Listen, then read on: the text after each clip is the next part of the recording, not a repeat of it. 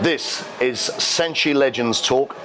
I'm Grant Waterman, and I'm with one of our SENSHI legends, Nicholas Pettas. Nicholas, great to have you on the couch. Os. I don't know if that sounds right, but that's what we're here to do, to talk on this couch. Now, I've got a list of questions and a strict set of rules to follow for this talk. So I'm going to throw those away. Good luck with that. And freestyle. Yeah. Now, Nick, let's just go back in time and connect you with SENSHI and how your life and SENSHI have sort of met. Because I think a lot of people who are here, especially the legends, have a journey that seems to have been written before it happened. And yours especially is one of them. So at a young age, so you're born in Greece. Yeah. You, your father passed away, God rest his soul. You moved to Denmark because your mother was Danish. Danish, yeah. So you, I mean, it's a weird combination in some respects. You went to Denmark, you've discovered karate at around 14. Yeah. The reason for that? So I was in a bit of a dismeanor or whatever you call it. Like I got into a rough biff with a kid that was a little bit older than me. And, you know, I insulted him somehow. And when I was unlocking my bicycle outside this little club for teenagers, he ran over and soccer ball kicked me in the face. And I just remember this foot coming and smacking right in the face. And I was like, I didn't know what the hell was going on. And he started, you know, pounding on me. And I remember his knee in my eyeball. And that's when I ran. I bolted, basically. And a wise thing to do. Yeah. I mean, I was not a street fighter or a fighter or anything, you know. I mean, I'd wrestled with my brother because, you know, he used to punk me when I was a kid. But that's about it. Yeah. I just ran and I bolted and then I was hiding in someone's garden and I remember being so scared, like thinking, I don't like being this scared. And as I'm lying there and like my heart's racing, I'm going, shit, I'm scared, he's gonna find me. Yeah. You know, the word karate popped into my head and said, oh wow, well what if I just start karate? You know, I can defend myself. And little did I know, but it was around the time when the Karate Kid, the best kid, you know, had come out. I was just about to say that because that would have been in the 90s. Yeah, so it's 1988 here, and I think the movie came out in '85. But that was the time when there was the films with Jean-Claude Van Damme. Yeah. And Bloodsport. And all those great things that inspire, and just after Bruce Lee, of course. Yeah. You know. I mean, Bruce Lee, I'd already watched with my dad when I was like really young. He'd snuck me into the movie theater and we watched this. I remember that. They were rerunning in this old movie theater. So I'd seen Enter the Dragon, right? And it was super inspiring. And everyone, you know, you get like, wah! After that, right? Everyone believed. Yeah. Believed it, yeah. You know, I made my own nunchakus and stuff, right? And it was kind of cool, right? But no, that moment, like pivoting moment in time when I was, you know, lying in someone's garden, freezing my ass off and scared of like coming back or going out of the garden because I thought, what if he found me? What if he found me and started beating me up again? Because I had no idea what to do and how to protect myself. And so I chose karate, and at the time, I didn't even know if there was a karate dojo in Denmark. Like, we don't have any internet. There's no information. It's like, you look at the old, you know, phone books, and you're like, you look up stuff, right? That's what you found out information back in those days. So I started telling everybody, I'm going to start karate, right? That turns out, like, the power of the universe is, like, if you call for help, sometimes it will, you know, respond. And so my brother's, one of my brother's best friends, Michael, was like, hey man, I used to do karate. I got a dogi I could give you because I don't need it anymore. And she said, I'll take you to the dojo. Right. So he took me to a Kyokushin karate dojo in Copenhagen, which was basically the Hombu in Denmark. I didn't even know there were more than one dojo. So it's like, okay, I'm just going to join straight away. Yeah. So that was 1988, January 11th, and I joined the dojo. And the interesting thing there, so, I mean, I started karate when I was 16. I just went to college, and one of the lecturers said, "You're coming to karate." Just like, you're coming to karate. But back then, when I started, I mean, I ended up doing Shotokan for my sins. But you ended up doing Kyokushin, the hardest, most real style of karate on the planet, I would say. And I know that was probably controversial, but we didn't know about the different styles. No.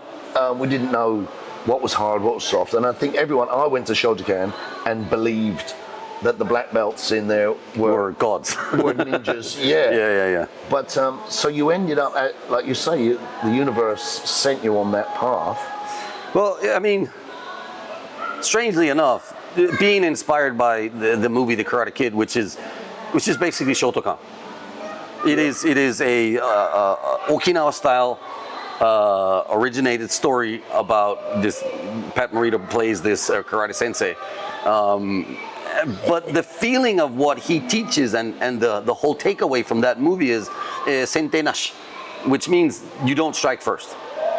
You only strike back, and this is the philosophy of Okinawa Ryukyu Karate, is that you don't strike first. You only use it for protection. Also because in Ryukyu Karate, they believe that they will kill you if they strike. They say your best defense is to not use it. Yeah. What I was told. So because I went to Okinawa eventually, it's quite an interesting topic to talk about because Kyokushin Karate literally was, when I first went to Japan and moved in with Sosai and became Uchi-deshi and lived there, like one of the first, dinners we had, he literally said to all of us Uchi-deshi, look, if you ever find yourself in an argument with somebody, knock him out. Preferably within 30 seconds. Yeah. Otherwise, you're going to lose the argument and you're going to lose the momentum to be able to strike and kill him. Who said that? Masoyama. Masoyama. I mean, that's brilliant. So I literally walked into Cobra Kai. Yeah. Well, I mean, going back to talking about working on the doors and stuff, and that's one thing we're always taught when you're a kid. You never hit first, and et cetera, et cetera. And I learned very quickly that a preemptive strike is one of the most fantastic things you can ever use in a conflict situation. But doing that, you have to learn the psychology of reading someone to know that they are an attacker. Or you find yourself in different situations. But I think it would be a good experience for anyone who's a fighter to work on the door for a couple of months at least. Because there's a lot of things that happen on the door that that you can only learn by being street smart. Oh, and for dealing with an adrenaline rush, I was back in my 20s when I was on the doors, and when 15 football hooligans turn up, and there's only 2 of you there, and it's like, and your legs all shaking, your heart rate's at 150 beats a minute, and your lips wobbling like Elvis, and you're trying to act cool, thinking, what on earth am I going to do here? It teaches you a lot about dealing with pressure. Yeah. But okay, so you went. Okay, so you started at Kyokushin. In Copenhagen. I mean, this talk could literally last for about 8 hours. Easily. But I'm going to fast forward. So you started Kyokushin. Yeah. You then followed something that was my dream. You went to Japan. Yeah. So here's the funny thing about that. I was completely hooked on karate. So I started as a quite chubby kid, and within 6 months I'd lost like close to 15 kilos. I'd gotten ripped, I say ripped. We're talking like 15-year-old kid, just skinny as fuck, basically. But I felt super confident. I'd reinvented my life completely. Right. I'd found access to fitness through martial arts, and I was getting stronger. And there's really no goal in like how strong can you get when you start karate. It was just the feeling of going there and working out and training and learning how to kick and perfecting this and perfecting that, learning how to do the spinning back kicks on the back. All these things. I just loved being in the dojo.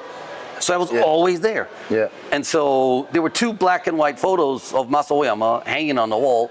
One of them he was sitting in seiza, and the other one he was hitting a bag. And they looked ancient. I thought they were hundreds of years old. I had no idea. Yeah. It's like and I've been going to the dojo for about 1.5 years now, and I'm saying every day. I became so good friends with one of the sensei's sons. He was a senpai of mine, that we used to borrow the key and go and train on the weekends. Yeah. So it was just 7 days a week, and we loved it, absolutely loved it. Right. And so one day I'm training in the dojo, and this other senpai comes over to me who's a green belt. And I remember I was probably yellow belt at the time. And he looks at me and goes, Nick, you're like those Uchi-deshi in Japan, man. You're always training hard. And I was like, huh? What's an Uchi-deshi? What's a Uchi-hachi? What is that? And he goes, yeah, you know, Masoyama's got these, you know, young kids that come and live with him for 1,000 days. And you know what? There's no foreigner who's ever completed this course. It's insane. And I was like, rewind that. Masoyama is alive, and you can do a 1,000-day course that no foreigner has ever done. Just sign me up already. Like, now, yeah. The youngsters of today. Now, 1,000 days is, I mean, nearly 3 years. Nearly 3 years. It's 3 years. Yeah. And for anyone to think that they're going to go somewhere, pack a bag and leave for 3 years to train. I was completely mind blown by the fact that Masoyama was still alive. And the fact that he would teach me and that you could live at the dojo and just do karate for 3 years. You know, I went straight back to my high school and I quit. What age was this? I was 17. So I quit high school, and I did talk to my mom, you know. It did take me about a couple of weeks to convince my mom to say, well, okay, if it's what you got to do, son, it's what you got to do. And I was like, yep, it's what I got to do. And then she's like, well, you're going to need some money, and you're going to need an approval, you know, to that they will actually accept you. So you're going to have to talk to your sensei about that. Anyway, long story short, we write a letter. My sensei also approved it. My mom approved it. I quit high school, wrote the letter, and on the day that we went to the summer camp in July that year of 1990, the letter from Masoyama arrived.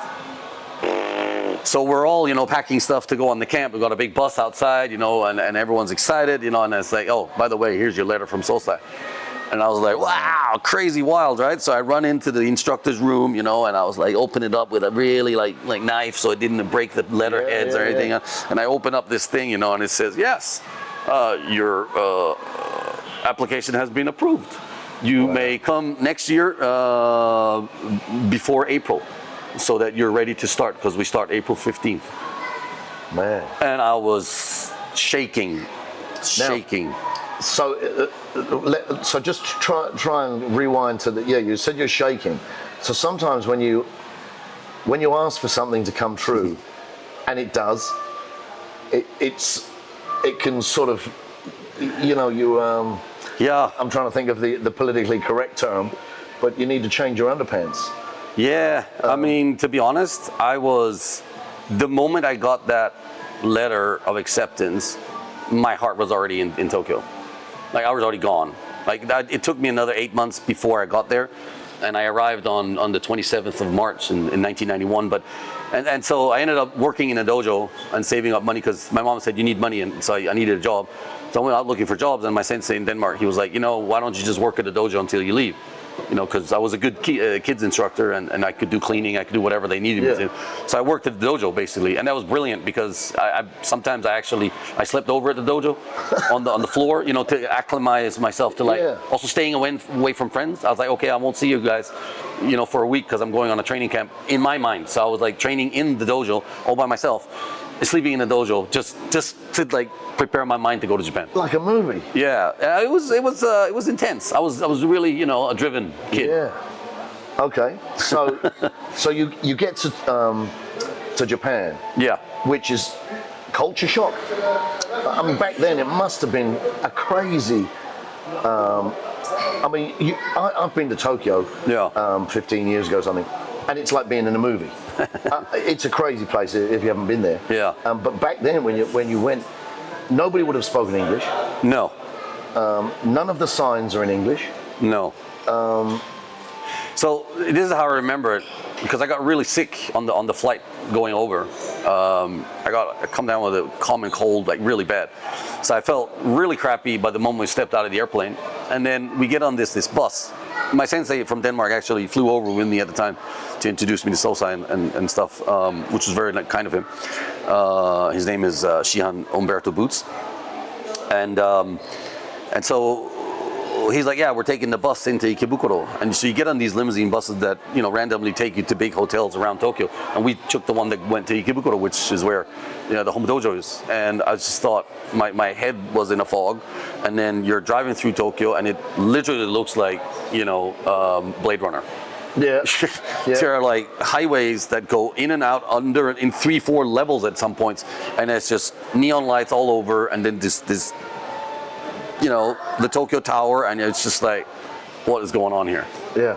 And then the first meal we had, he took me to one of his favorite dumpling places, right?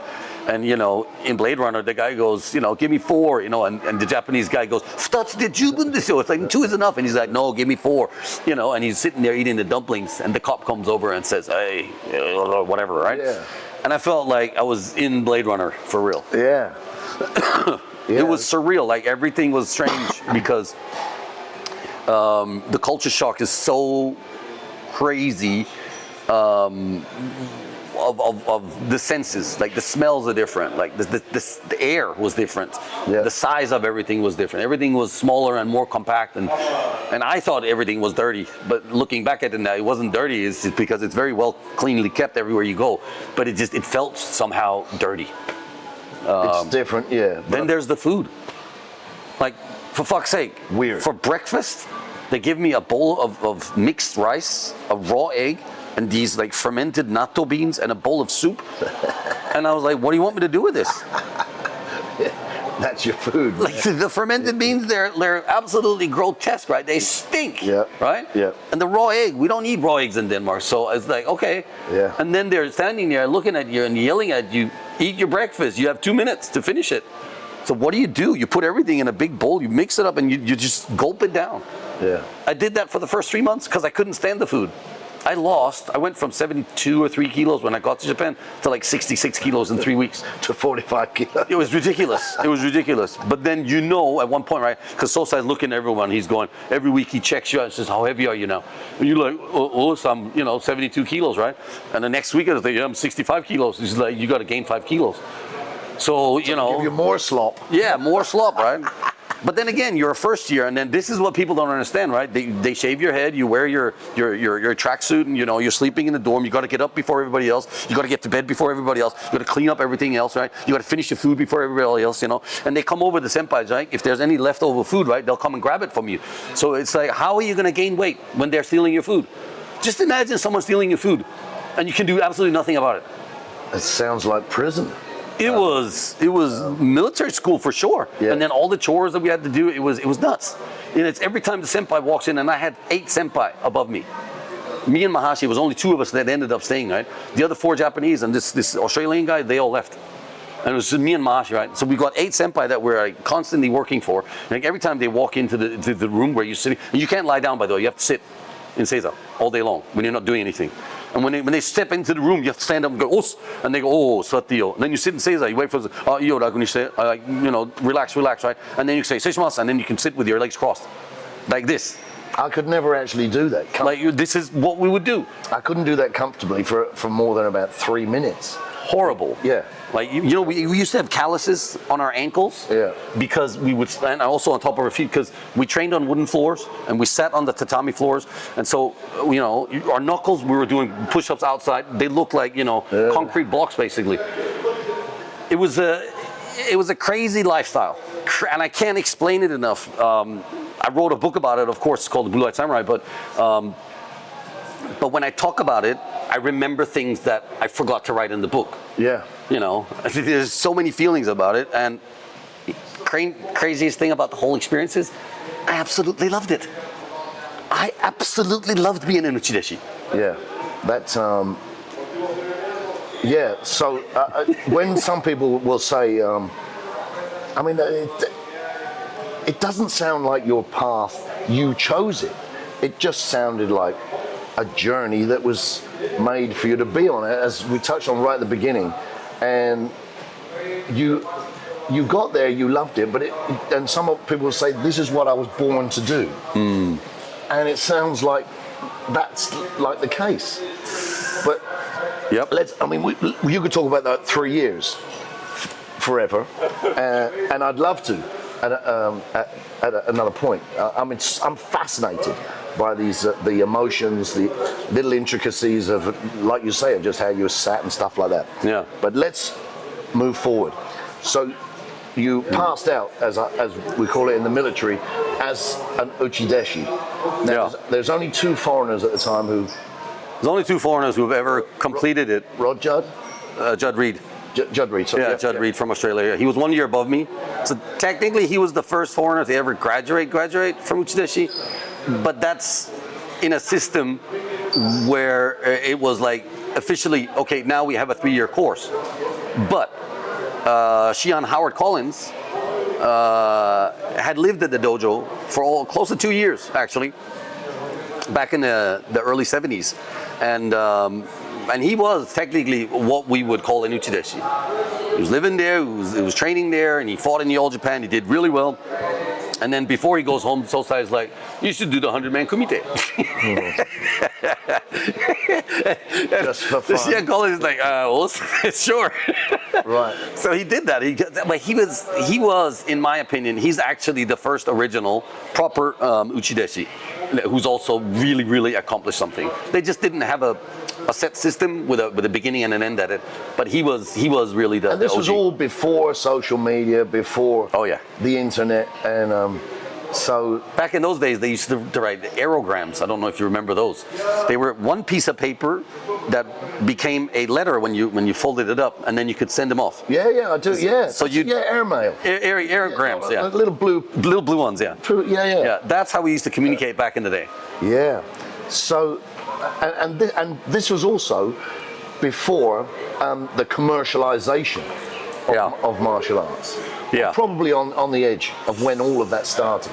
Yeah. Making money from gradings, just, people I pay. think Sosai was ahead of his time, and I also think he was very aware of what the organization was capable of.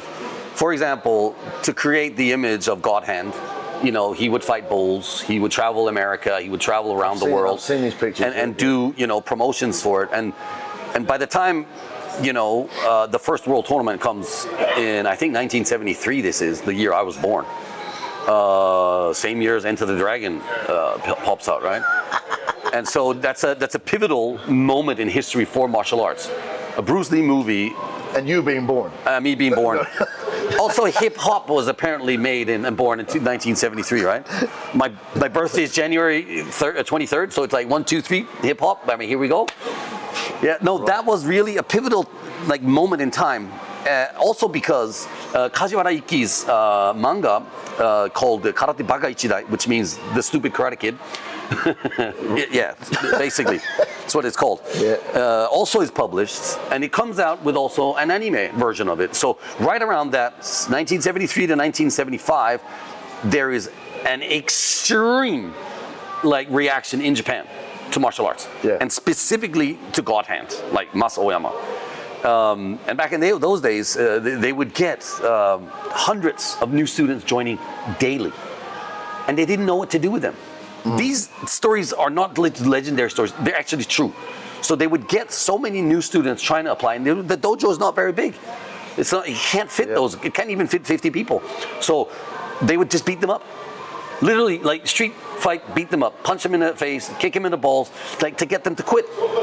And the ones who stayed are the ones who made it all the way. So it was their own fault Yeah, that it became so tough. yeah. So- I mean, Sosai wrote a book called Kenka Karate, the street fighting karate. That's what I'm saying. I walked into Cobra Kai without knowing it. Yeah. And this,